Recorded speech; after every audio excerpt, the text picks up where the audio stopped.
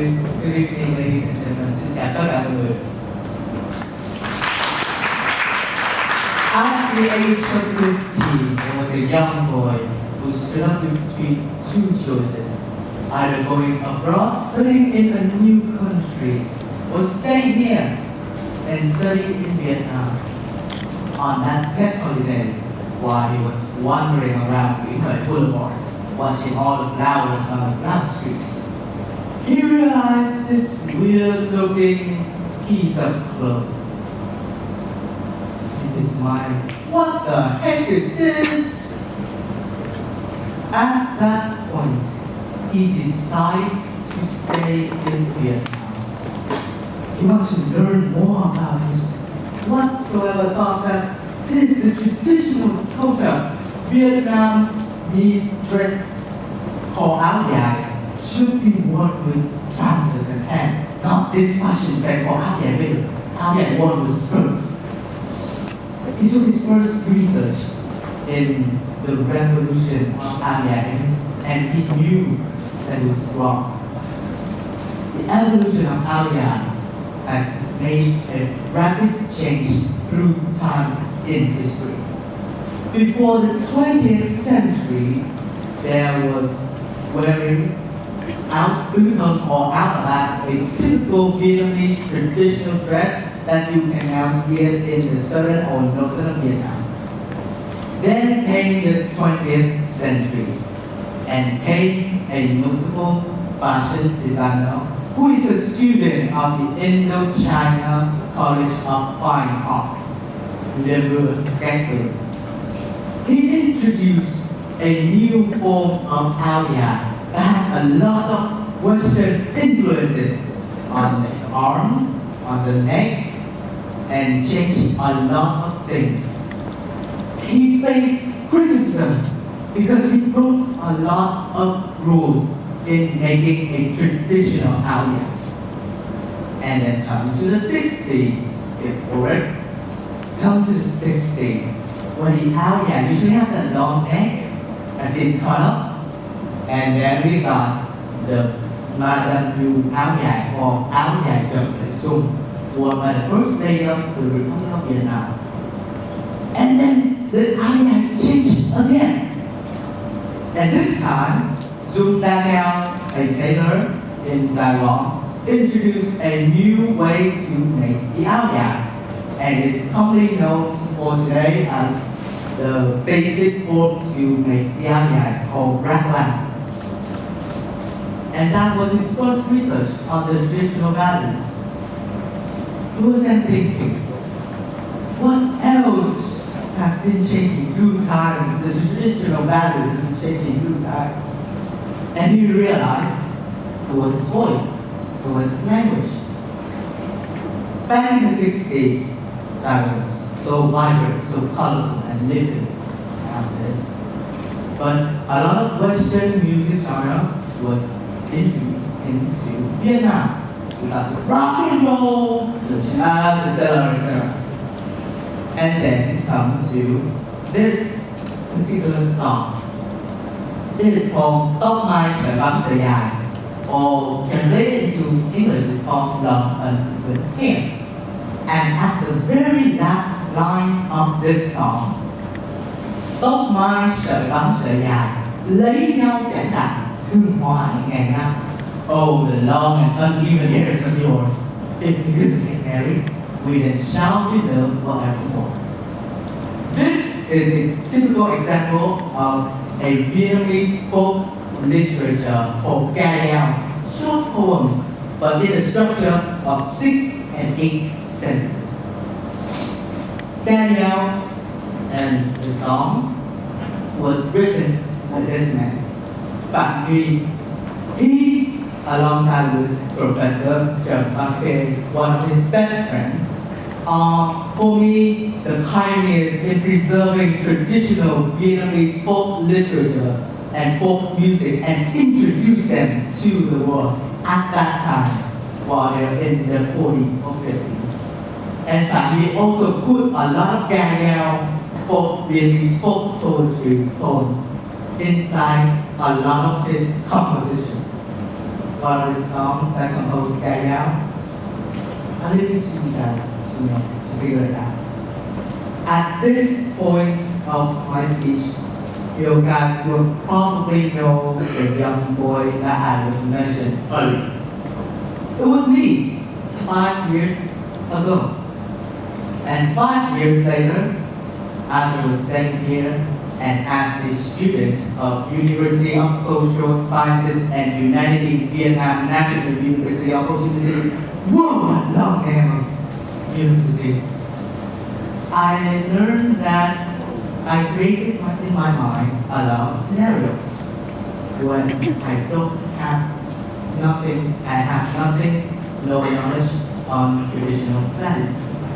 I created this scenario where I have kids and families, and one day my kids would come up to me and pull my hand and say, "Daddy, who am I?" And I would just simply say, "Oh, so you're Vietnamese." But then the question came, who is the Vietnamese daddy? And if I don't have enough knowledge, I would probably just stop there. I don't have a chance. Or I created another scenario that I would travel around the world and I randomly met, talking to a American-born, Westerner-born Vietnamese. And I realized and somehow we can connect to each other. And then he was, or she, who asked me, "Oh, so you live in Vietnam, what is Vietnam doing today? How is it going?" And I don't know anything about it. Or another scenario is that I got to meet up with my foreign friends.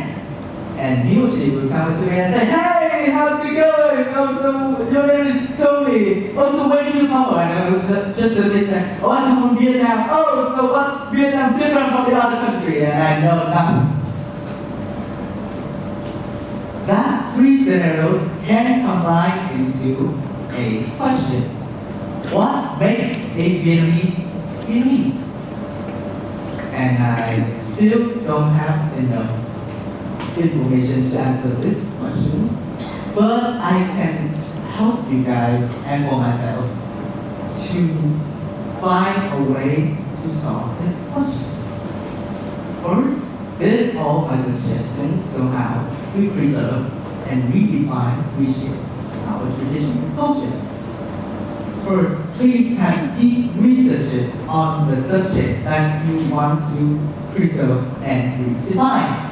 And I can guarantee that if you have enough knowledge, enough information about the traditional values, you will know that this is not Chinese.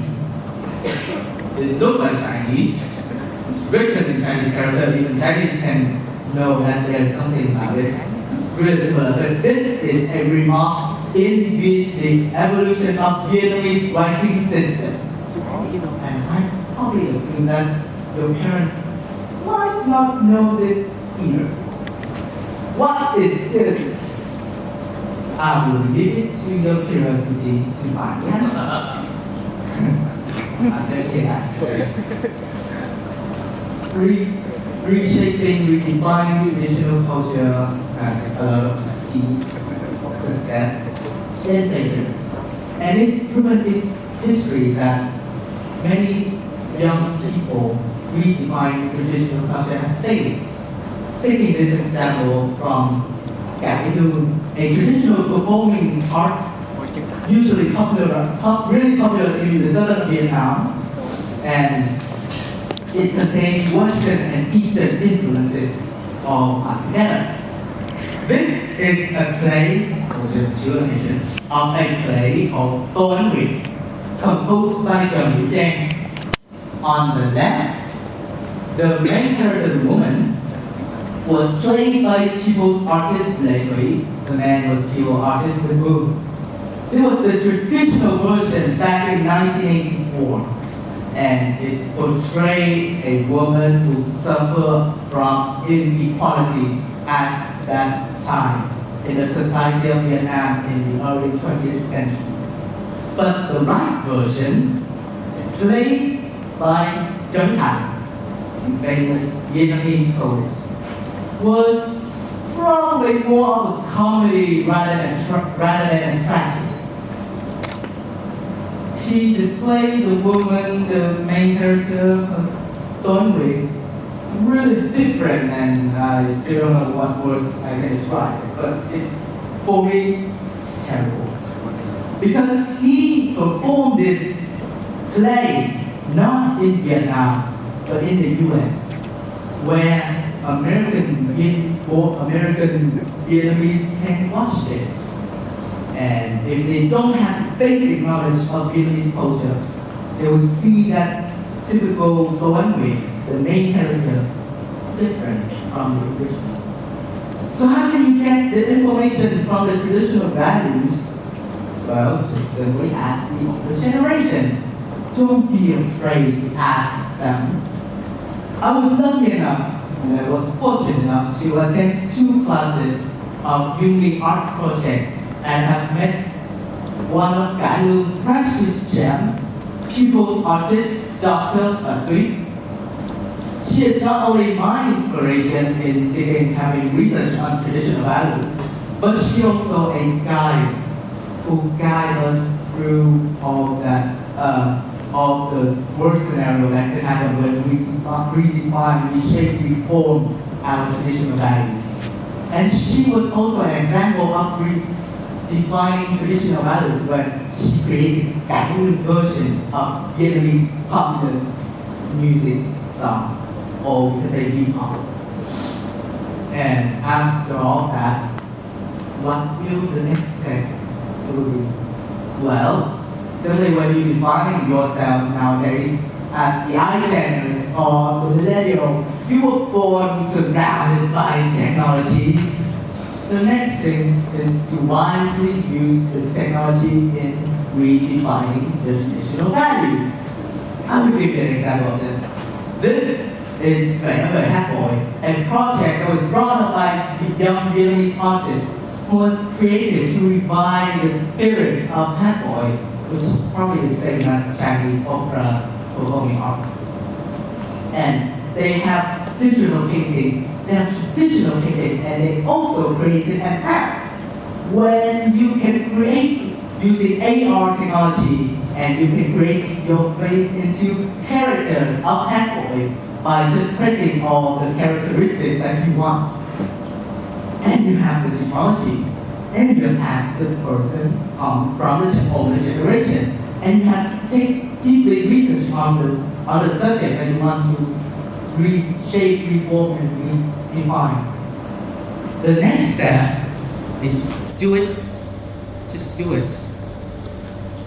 Don't wait for anybody to tell you that, oh, you must probably define, you must give. No, just don't. Do it by yourself.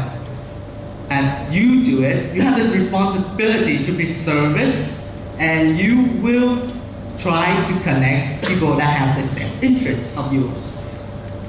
And that will make us, the community, Vietnamese community, bigger, and stronger when we can connect our Vietnamese inside Vietnam and our community outside of Vietnam. Like a quote inside a song by Trịnh Công Sơn: rừng núi hay nối lại biển xa, ta đi vòng tay lớn mãi để nối sơn hà. The forest and the mountain reaches their hand to join with the faraway sea as we keep marching and marching to make the circle bigger to connect all the nations. And lastly, do it properly by heart. It is sadly to know that the independence of Vietnam doesn't last that long. And it is, in fact, that the year we've been in wars, all types of wars, is as double as the year we live in peace. And preserving traditional culture is also the way we respect our ancestors, the one who sacrificed their lives to form this land, the S-shaped land in Southeast Asia, the one who never thought of their youth and sacrificed and died for us to live. We have the responsibility to do that. And if we don't do that, probably I am, will never going to introduce myself like, oh, my name is Nguyễn Minh Tiến and I am Vietnamese. And Vietnamese, we have been existing on the world map. And we will continue existing on the world map because we have traditional, unique culture. So, up to this point of my speech, if you're still wondering, what did he say, what did he just say, how can I preserve it, the traditional culture from my ancestors? I can give you a suggestion, which is a message that Phạm Nhi has sent in the very beginning of his song, the song of love, tình ca. Tôi yêu tiếng nước tôi từ khi mới ra đời người ơi. I love my native tongue since the day I was born, my dear. Thank you. Xin cảm ơn.